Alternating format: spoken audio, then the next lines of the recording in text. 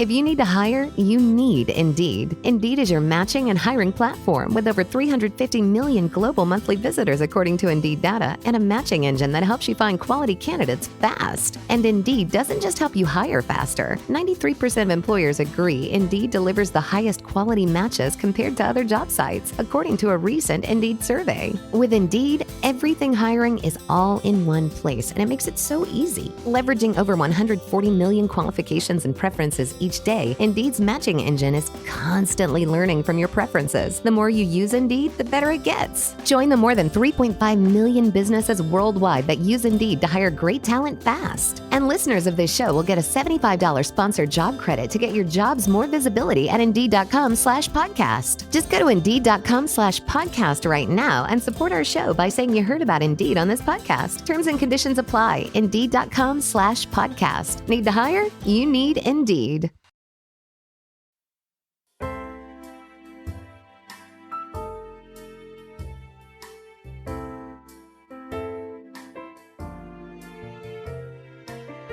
Hello, this is Antonio of the Cult-Worthy Podcast, and you're listening to Sugar-Coated Murder, a deliciously decadent true crime podcast about murder and muffins.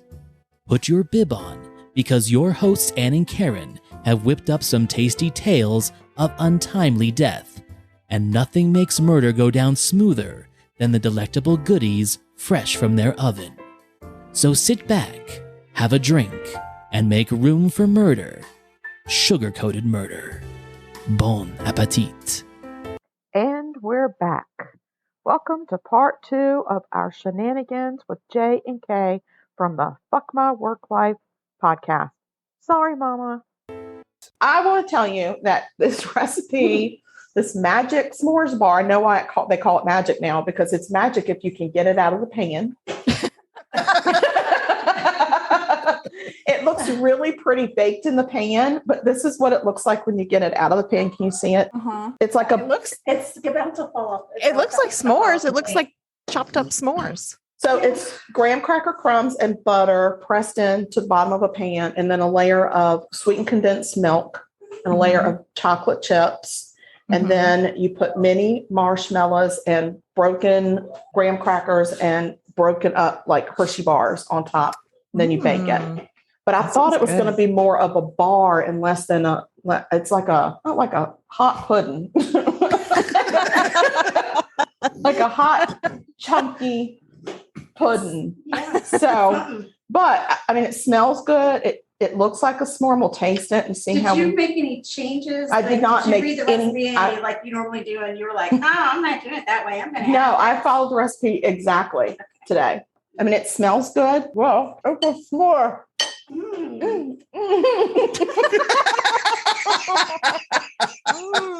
So good.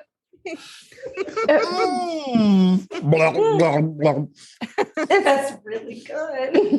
It's real sweet. Mm-hmm. I don't think we needed the sweetened condensed milk. I don't understand the sweet smell part of it, because it really is just it's like sitting there. It's just not mixed into anything. It's not even like whipped up or mixed. It's just It's just like it's real good. It's like a layer of.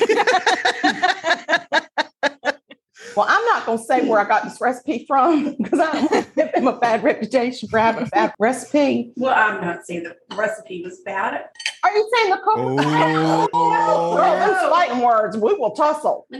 We will tussle. Listen, I ain't scared of you. I know you should be, though.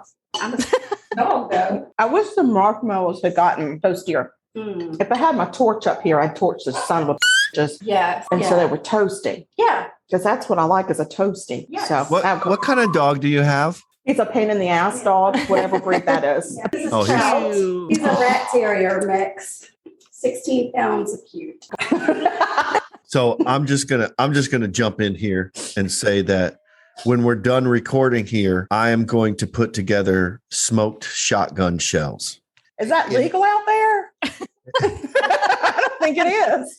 I don't think it is. In barbecue, every year there is a new thing that like people do. You know, last year, what was it? Last year was, the smoked queso. You take like cream cheese and cheddar cheese and ground beef and ground sausage, like ground pork sausage and bell peppers, put them all in an aluminum pan, put them on the smoker, let it go for a while, and it makes like a smoked queso. Oh, wow. And you season it.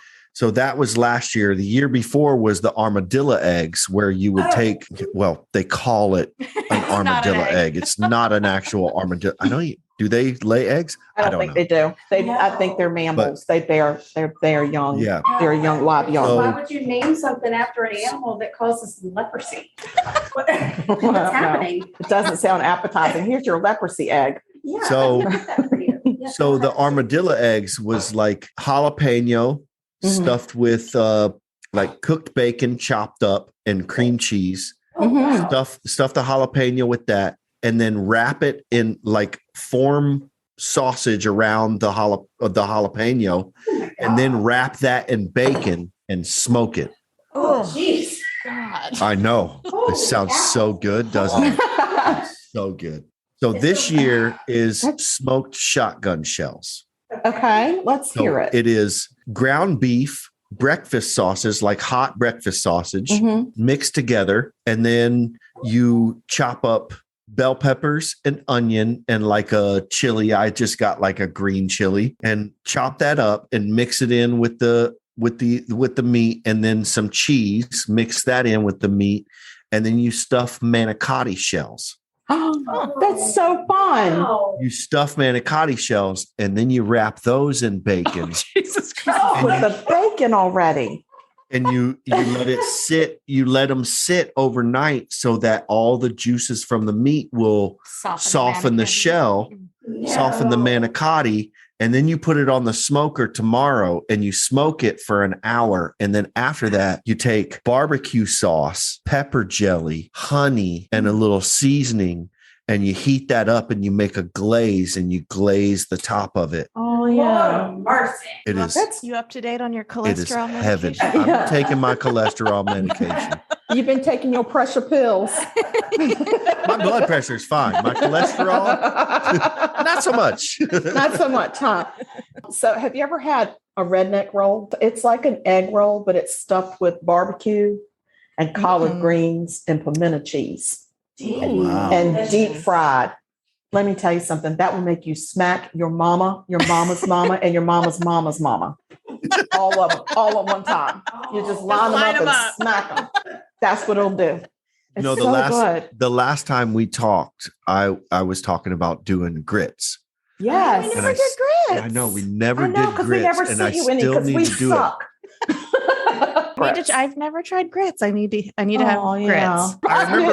I remember we talked, and like you guys are like me, like I just like my grits with butter. Yeah, we are just No, like just real like butter. traditional. Yeah. Yeah, I don't do the like people put syrup or honey or That's shit like that. Like that's godlessness. crazy. Isn't like shrimp and grits a popular thing? Shrimp and grits is a Huge thing popular here. thing. Yeah, Yeah, it's good. It's really good. It's kind of spicy.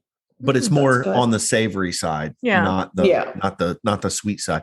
I don't. Mhm. It's just like I eat cottage cheese for breakfast almost every morning, Wow. and 'cause it's Does Kay good for make you? That's so gross. Kay, do you make him do that? No, that's No. all no, him. that's all me. No, I eat cottage cheese, I'm and sorry. a lot of people It's gross. they're like, oh, you don't put like honey and sugar in your cottage cheese, and I'm just like, what the fuck is wrong with you? I either get like roasted red pepper hummus and put it Yeah. in there, Mhm. or I take straight like hot sauce and put it Okay. in there to cover up that vinegary taste of To the cover cottage the actual cheese. taste of the that cottage. fermented. Yeah. But some cottage cheese you get, it's pretty good. Like it doesn't have that. Dude. You don't get that vinegar Yeah. taste in it. It's too curdy for me. I don't Yeah. like the curds. It's a consistency thing. I don't eat yogurt either. So like I can't have a stand yogurt. Me neither. It makes me gag. It's Yeah. horrible. So The only time I like yogurt is if I put crunchy things into it. So it's not just that creamy. yeah, Anne puts Consistent. granola in hers. Mhm. and cereal because she don't drink milk. So she puts her cereal What she and put yogurt. in there? Fruity Yogurt. Pebbles? Captain Crunch.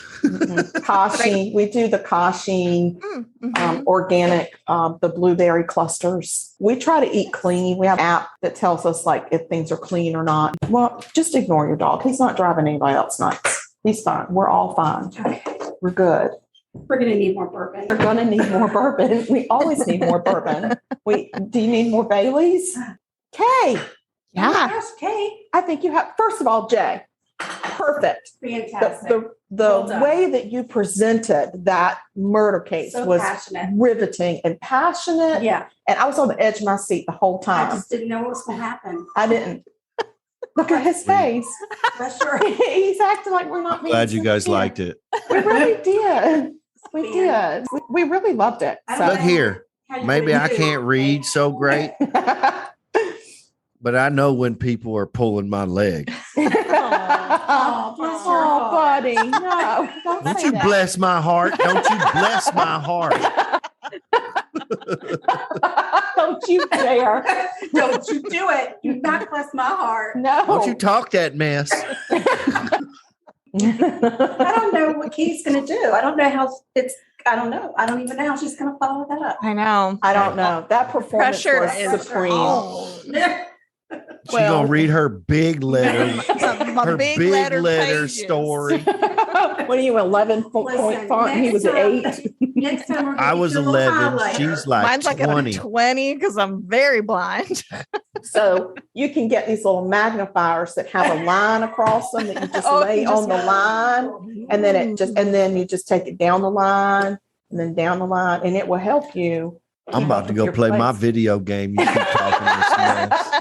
Listen, and next time we're going to get you a highlighter. We'll get So you. every time you get interrupted, you just mark a little spot on your paper with your highlighter, and then you know Then exactly you where to know. pick back up. Then you don't lose your place. We got you. I think maybe I needed Beano more than I needed anything You else. know what I you just do. think maybe some Gas Tums. X. I don't Yeah. know. Some sort of an You antacid. need an antacid. No. Mhm. An Alka-Seltzer. Something. Sort of something. But it's fine. I'm sure you've got all them belches right out of your You're system. good. All right, Kay, what you got for us? Okay. So mine's a slightly more lighthearted than Jay's. So I think it'll be a good way to end. Okay. All right. So I'm going to tell y'all the story of Nellie Mae Madison. So this is the first woman to be sentenced to death in the state of California.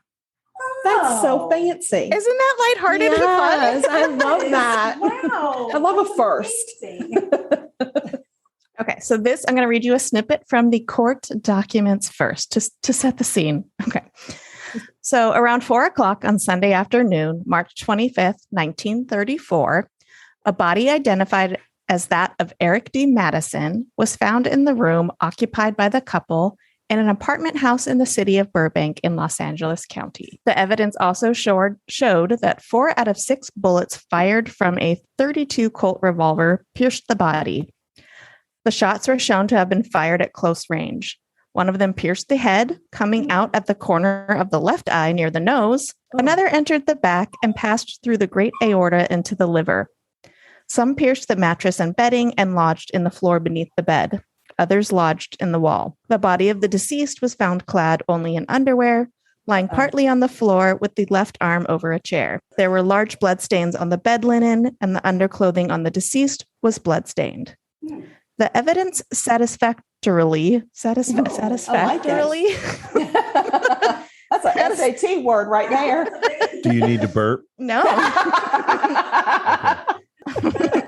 The evidence satisfactorily established that the body had been dead more than 12 hours. I do need to take a breath. Yeah, take a breath. And Okay. All right. So Nellie was born Nellie Mae Mooney in April of 1895 to Irish immigrant ranchers in Red Rock, Montana. Nellie's upbringing was very different from other women of the time on the ranch. She worked hard. She learned how to ride horses. She learned how to shoot guns, and she gained such proficiency in shooting that she became known locally as a crack shot. And this was before she was even a teenager. Nice. So she was a toddler with a good shot. That's right. She was a crackhead? In 1895 crackhead. I Yes. didn't know they had it then. She was the first. That was what did they call the stuff that Edgar Allan Poe did? What was that? Smelling salts? No. That's when you get the vapors. What was it? I don't know. Snuff. Yeah, something like that. Whippets? Yeah, he was taking cans of whipped cream and doing whippets. Edgar Allan Poe. Time. Okay. So she was very strong-willed and impulsive. And of course, she had a thing for flashy, overly confident men. She married for the first time in 1908 at age 13. Whoa. To a 24-year-old cowboy named Ralph Brothers. That's where they get the term "Whoa, Nelly." Whoa, Nelly. Girl. Yeah. Slow your roll, Nelly. So they ran off and they eloped in Utah. But once her parents found out, they quickly had the marriage annulled. Oh, God. Later on, Nellie moved to Idaho to attend business college. And that's where she married her second husband, firefighter Clarence Kennedy, in 1917. So not much is known about their relationship, but they were soon divorced. And not long after, she married her third husband, mechanic Earl Trask, in 1919. So she's had 3 husbands by the time she's 24 years old. Wow. She's a professional. She is a professional something. Something. Yeah. So Nellie and Earl moved to Los Angeles, but he soon walked out on her. And it took a little while, but they officially divorced in 1924. In 1925, she married William Brown, Whoa, a prominent. Nelly. She just likes being married. She's really good at it. She's really good at getting people to marry her. Mhm. So he was a prominent lawyer, and he was actually the brother of her divorce attorney from her last marriage. And they lasted about 5 years, but in 1930, they got divorced. And that is when she moved to Palm Springs to become a manager of the Desert Inn Hotel. It was like a hot spot for celebrities of the time, and she was the manager there. In the spring of 1933 is when Nellie met Eric Madison. He was said to have an eye for the ladies, big dreams and schemes. He dressed well and drove a sporty 1930 Buick Coupe. It's basically a bus. But They it's call a it sporty bus. back then, but it was basically a bus. Well, it wasn't a horse and wagon, so it was Right. Yeah. So he had a history of rude, aggressive behavior, and he had shown in the past that he wasn't afraid to hurt people or toy with their emotions to get what he wanted. Now I know like why. this son of a bitch already. I like him already. That's why You Nellie like liked him. Mhm. Nellie loved that. She's like, give He me some of loves- that. Get your hands from around my throat. For the third time today, remove your hands from around my throat. So after a whirlwind romance, and also upon Eric learning that Nellie had $1,000 inheritance coming to her, Not 1,000. 1,000, which I guess I should have looked up like what that is in today's money, but I didn't. Probably like 8 million. Yeah. Probably. Enough money to get married for, I guess. Oh my gosh. So they got married in July of 1933. So that's only a couple months after they met. They moved to Salt Lake City, where they collected her inheritance and then quickly moved back to Los Angeles. And they both went to work in the commissary at Warner Brothers Studios. Eric only lasted about 2 weeks at the job before he was fired by the studio boss, Jack Warner, for shouting at and shoving director Alfred Green and for overcharging him for a box of cigars. No way. No way. He overcharged him. That is grounds for Well, that was- dismissal. You don't do that. That was the No. straw that broke the camel's back Was- right that's there. all. right. That's Like it. you can shove me, you can yell at me, you can call me whatever you But do want. not you overcharge you me for a overcharge me cigar. for cigars. That's You're it. out. You're out. You're out. You dirty son of a bitch. That's right. It's unacceptable. Okay. Okay. All right. Go We're ahead, babe. serious. Okay. So fired for overcharging for cigars. In March 1934, Nellie came home early from a movie to find Eric in bed with a 16-year-old girl. Oh, my Lord. Yeah. And it turned out that she wasn't the only one. He had What? more bed? girls They were in the bed. No. There was like a group of them. Turned out They were there was hiding an under infant the that he was. Oh, God. 16-year-olds. Turns out that he had 5 16-year-olds. Yeah. That add them all up and they're age appropriate for one.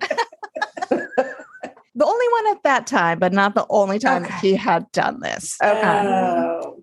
He had secretly been cheating on his wife multiple times, mostly with teenage girls. Oh, come on, guys. Yeah.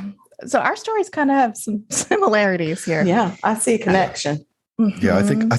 think it's crazy. Like if you listen to like the true crime podcasts and podcasts about this kind of stuff, there are so many creepy fucks in the world Yes. that So are just bad. like almost 30, but still want to bang someone who like Sorry, Mama. just put a bra on. Yeah, that's like You know, still in it's school. Like there's- crazy. yeah, it's Sorry, like, Mama.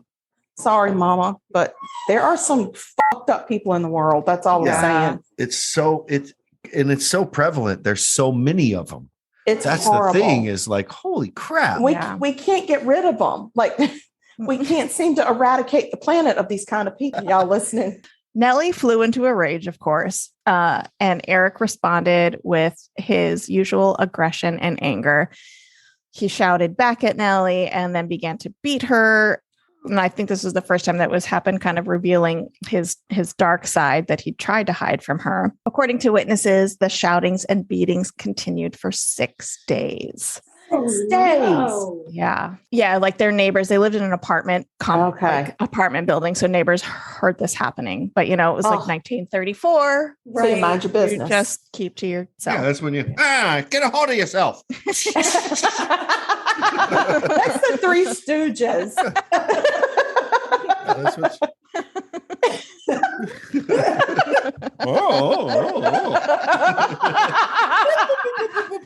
We've lost control again. It's like every 5 minutes. Yeah, what's happening? So sorry. It's fine. We're good. Everybody's It's all good. Okay. So yeah. So the witness around heard the shoutings and the beatings. And then Eric also forced her to sign a note saying that their marriage was false and that she had cheated on him. What? Yeah. He was a nice guy. Super nice and so- flashy.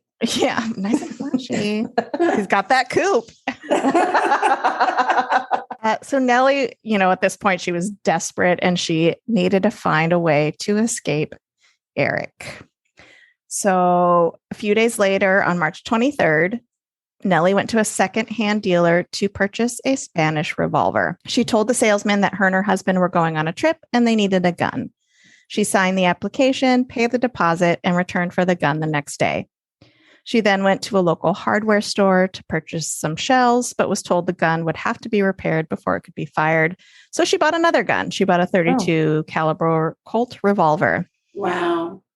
She didn't have enough money with her to pay the bill, so she said she'd have to go get more money from her husband and return later that day with the money. She then explained that she and her husband wanted the gun for target practice on a weekend trip and did not want to wait the required 24-hour period before she could have possession of the gun. So at the store, she called up the police department and asked for 2 people by name who were not available, and then went upstairs to use the phone up there. And when she came back down, she said Lou had told her that, or had authorized her to take the gun. Oh, So we're good. Yeah. Lou Lou said, said called I'm it good. yeah. I called it in and Lou So said they that's had- fine. They had gun laws even back then I guess in so. California. Seems like Yeah, I think it was the only state that had it. probably. Probably, yeah. Yeah. Because I'm like, isn't this in like the 30s? Yeah, it's the Can't 30s. you just go in and like throw Well, Probably not a- as a lady. throw No. down a sack of inordinate coins? Gold coins. Coins, Be like, doubloons. yeah. Doubloons. I don't think they were doubloons. Yeah, give me a shot of whiskey and a gun. Yeah, that's right. And food for my horse, and, and we'll be good. Yeah, sorry. No, I said horse. Sorry, I went a different direction. Yeah, there were multiple, not just one whore. There were multiple horses. Got it. We're on the same page.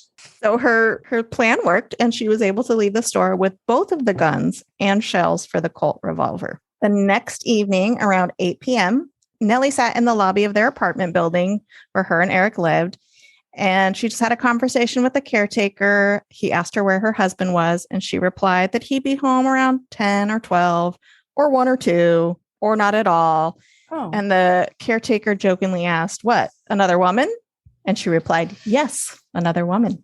Actually, it's just a girl, not a woman. Not a horse. Yes, horse. another toddler. Yeah. What'd you say, Sugar? Say it. He had horse. He had horse. He had horse. One horse. So at around 10 past 10 o'clock that evening, Eric walked into the lobby, said something to the caretaker, and then just walked into their apartment, completely ignoring his wife still sitting in the lobby. She followed behind him, and that was the last time Eric was seen alive. So just before midnight, Eric was laying in bed, arguing with Nellie, who was standing at the foot of the bed. Nellie showed him the gun that she'd purchased, intending on just threatening him to give her the note back that she was forced to sign. Once he saw the gun, he started cursing and then reached under their bed where there was a box of butcher knives for some reason. Oh my. Well, where do you keep yours? In the spare bedroom under the bed. In the fucking drawer? In the kitchen? Well, aren't you just a bore? Yeah. Gosh. You never know when you might need them. In the middle of the night. Yeah. Sorry, guys. I got to go check the bedroom. Apparently, under the bed is a normal place. A box of them yet. Yeah, a whole box of them. So he reached under the bed where there was a box of butcher knives and hurled 2 at her in quick succession, but he missed, luckily. So as he turned to reach for another one, that's when Nellie shot him 5 times in the back. Oh. So was Wait a this guy, minute. did this guy, Was he throwing them behind? did he Yeah. moonlight as one of those guys in the circus that like Oh, throws yeah, the knives knife at thrower. the girls on the wheel as they spin? I Because have a feeling. That may be why he had the how horse. does he have a box of knives under And his he desk misses. And or he's- under his bed, and he's just grabbing them and flinging them? and not hitting her, which Yeah. if that's true, then he shouldn't be hitting her because his profession is to miss. You're right. Yeah. So Right. yeah, that makes sense. But also, who has knives under their bed? We're there again. We're back there. I mean, Yeah. you might Yeah. want to check and see what that shoebox is under your bed. No, it's shoes. I know it's shoes. I put it under there. I put all like 7 of them under there. It's shoes. It's shoes. Okay. Ain't nothing And wrong with that. it's a shoe bin, not a box. It's a bin. It's fine. We're with you. Okay. Have you we looked all at- love shoes. Have you looked under the shoes? That's right. Oh, no. It was Okay, nice so- knowing you, Jay. She shot him 5 times. Okay, our kitten is on the table. Oh, We got a wanna new get kitten. down? hey, kitty. Bigger now. She is, Aw. but we love her She very is an much. angel. Mhm. Angel. She just loves me more than her. Okay. Because they live so close to Warner Brothers Studios, neighbors who heard the shots thought they were coming from the gangster movie that was being filmed there. Oh, Makes sense. And then the next day, Eric's body was discovered and Nellie was nowhere to be found. So going off of a tip a couple days later, police found her hiding under a blanket in the closet of a mountain Oh. cabin about 80 miles away. Oh, that makes sense. And she was arrested for first-degree murder. Oh my gosh. So, I have feel like- issues with this. Yeah, I feel have like some maybe issues it with was this. self-defense. Yeah. Yes. But I think back then they didn't give women any breaks. No. No. Nope. Mm-mm. This was 1934. And As it should be. Oh, shut your face. Shut up, Daryl. Shut it, Yeah. Daryl. Shut it there. Them damn devil women. All their bullshit. Shooting that man when all he was trying to do was sleep with a 16-year-old. Yeah. Yeah. I And mean, some come on. knives. Yeah. Yeah, that's all. So this is like when the media frenzy started to happen. Dozens of reporters attended her interrogation at the Burbank police station. Nellie denied killing her husband, but was forced to reveal her colorful past, all of her marriages and such, which, at that time, not okay. Which started when she was 13. Who married a 13-year-old? Let's go back and find that guy. Right? He's the one that really has an issue. Exactly. So she was jailed while awaiting trial. Do you hear some commotion?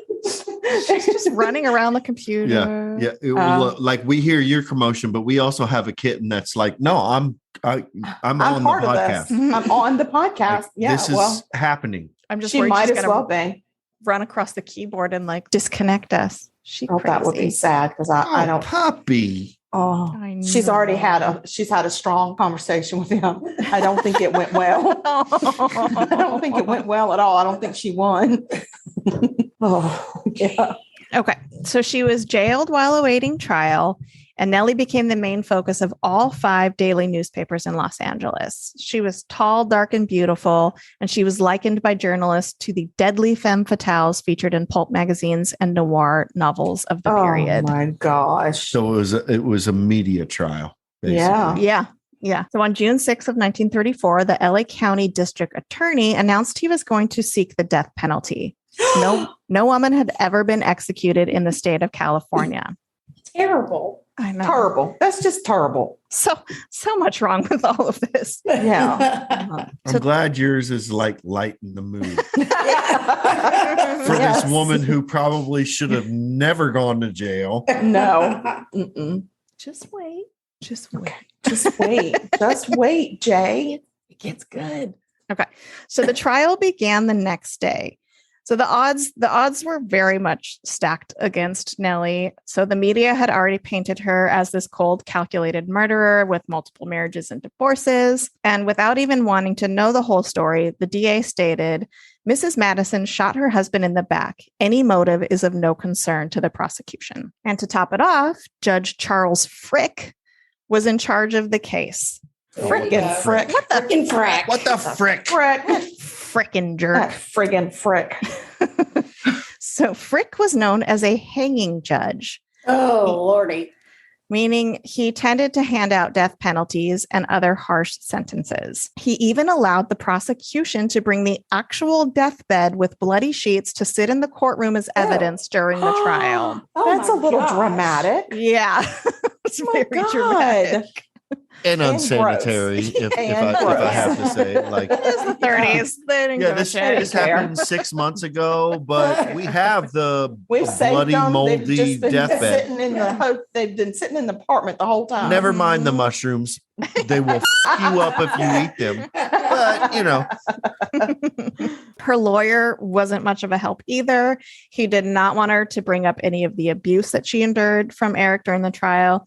Instead, he made up an elaborate story that the man Nellie had shot was not Eric at all, but an intruder in their apartment. And she played along. Wait, sorry. Oh my goodness. Okay. It's like a well-oiled machine. This is going swimmingly. And while somebody you get my have Xanax. while you have one dog on your shoulder, you need to have the other arm on the hair. So when you want to talk, you can just Jay, I thought you were my friend. I thought I was too until I read my story. Until I read my story and you didn't understand the plight of having small letters and just judged me the whole way through.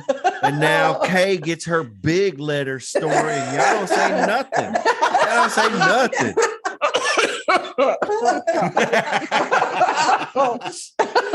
Oh, help me. Dear baby Jesus. Little baby Jesus. I apologize, baby Jesus. So needless to say, she was found guilty of first-degree murder and sentenced to death by hanging. A few weeks before the scheduled execution, Nellie filed for appeal. All of the points of the appeal were refuted. It was decided that the trial had been fair and legitimate, and the only positive outcome was that her execution was pushed back another month, giving her a little bit more time. to just sit and think about it. Yeah. How kind. Yay. So Nellie was desperate for any help she can get, and it actually came in the form of her ex-husband, the lawyer William Brown, whom she actually remained good friends with. Nice. Oh, that's a smart girl. So Brown, having heard Nellie's true story, told her to make it public. He urged her to open up and finally tell the truth about what had happened. Nellie fired her previous lawyer and hired a new attorney, Lloyd Nix. And at first, the authorities were unmoved by her claims. But then Eric's ex-wife, Georgia Madison, came forward to say that she had also been abused by him. Oh, good for Georgia. Mm-hmm. And this helped strengthen Nellie's case and change her image in the eyes of the media and public. So they're starting to turn to her side now. Yeah. Suddenly, everything was starting to change for Nellie. The media were now writing stories about her as a lonely, struggling victim of terrible abuse, trapped behind bars simply for defending herself against a ruthless aggressor. That's bullshit. Shut your mouth. Girl, shut up, girl. Shut up. One of the most important people in Nellie's corner was Aggie Underwood, who was a prominent journalist at the time. She researched the case, finding out that Eric had a history of abusing his former partners and had also cheated on them regularly, often with teenage girls. Ew. Yeah. So How the is he not in jail before he even marries the lady? It was not a good time for women and she's girls getting a back death then. penalty No. for killing him, and he should be in prison for He's just dead. doing nefarious activities guy. with people. Underage children. Mhm. Did they have those laws back then? I don't Was there think like so. statutory rape and all that kind of stuff? I doubt Had it. to have been. Probably This not. was No way. in the 30s. No way. For heaven's sake. No way. Yeah. So this reporter led the charge to defend Nellie and fight for her execution to be called off. So thanks to the hard work of people like Aggie, the public perception of Nellie transformed dramatically. People around California and elsewhere across the U.S. started writing letters to the state governor, Frank Merriman, asking him to commute the sentence. Every single member of the jury that had convicted Nellie petitioned the governor as well to call off the execution. And then the good. governor eventually relented. And in September 1935, he commuted Nellie's sentence to life in prison. What? Oh, So wait. no longer the death penalty. Nice. But she still was in prison. She still was in prison, but I got a little more. Okay, good. Wait, they ain't kill her? They didn't kill her. Not yet. She died in prison? Will you let me finish my story? Oh, good Lord. Why are you getting so uppity? Shut up, Daryl. I'm doing a murder Shut podcast. Damn you, Daryl. Trying to tell a story. And it's taking a little longer because her letters are bigger. They're so big. Oh, yeah. I noticed that she's like reading slow and she got the big letters. Yeah. Mine She's not was lost her 3.5 place, pages of little letters. and Hers is like 3.5 pages of big letters. Mhm. She's just reading a little slower. I win. I'm not sure how, but okay. We'll give it That's to you. right, honey. You win. Always. I hate y'all. Oh, we love you. Whatever. Oh, Y'all Bless show it. him. Where's my kitty cat? All right, I'm almost done. okay. We're good. Oh, and here comes the cat again. Okay, so Nellie was relieved to have avoided execution, but she didn't want to spend life behind bars simply for defending herself against an abusive man. So in the years that followed, she carried out a letter writing campaign, first focusing on Governor Merriman and then later on his successor, Colbert Olson. By 1940, Nellie was communicating directly with Olson's aide, who advised her on the proper channels to follow and steps to take to seek a pardon. It took 7.5 years in total, but Nellie's lobbying finally paid off, and she was freed on the 27th of March in 1943. Whoa, Way to go, Nellie. Nellie. Yeah. So back then, What? She got off scot-free. yeah. So back then, the concept of spousal abuse as a defense for murder was unheard of, and the media's tendency to paint women who kill as villainous femme fatales harmed her chances. But fortunately, with the help of people like Aggie Underwood, along with her hard work and determination, Nellie managed to battle back against the system and win her freedom, setting a precedent that changed legal proceedings for countless women in the years that followed, and making the legal system as a whole reassess its way of handling cases involving domestic abuse. Wonderful. Well, just so you that's a know, feel-good story. Just so you know, it's still legal in the state of South Carolina for you to beat your wife on the courthouse steps on Sunday. Only on Sundays. Only on Sunday. That's when all the husbands are dragging their And wives it's to the to the courthouse. courthouse. They call it brunch, but we know better. I ain't going to no brunch. I do brunch on Saturdays now.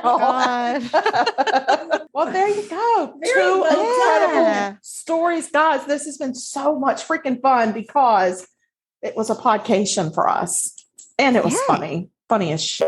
That's the other thing. Oh wait, sorry. Do you want to add anything? I do want to add a anything? little what is it? Not prequel. What's after a prequel? Epilogue? A post. Little- A little epilogue of Nellie, Okay. because she got married one more time. Of course she did. Come on now. Rein it in, babe.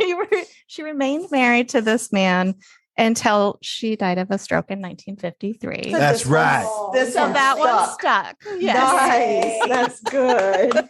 Good job, Nellie. And she never had children. Nope, she never had kids. Lucky for her. She didn't want them.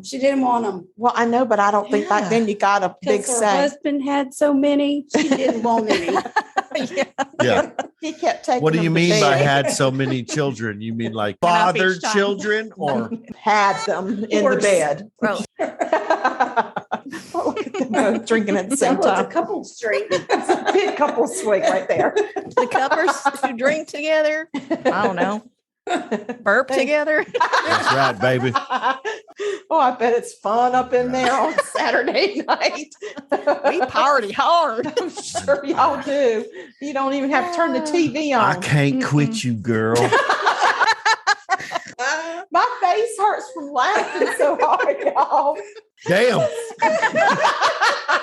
This is what happens behind the scenes. Lord have mercy. I love it. Sorry, Mama. Sorry, Mama. Well, guys, we thank you so much for coming on and having such a blast with Oh, it's us. been I mean, great. I'm telling you, this has really been such a great Ooh. Saturday night. What was that? Thank you for having us. Thank you so much for having us. So now our dog is playing with the kitten who was Oh, running that's around so the table. Sweet. Nice. Yeah. Y'all have such a little petting zoo going on there. We Yeah, really do. We really do. Yeah. We There's have nothing 3 wrong with cats that. and a dog. No. I love that. 3 cats and 2 dogs, but one dog It's is no longer with us. is Yeah. with us spiritually. Yes. Aw. Crossed over the rainbow Crossed over bridge. that rainbow Yes. bridge. Yeah, Mhm. it happens. I saw we will. You we'll call pedophile murdering some bitch. That's right.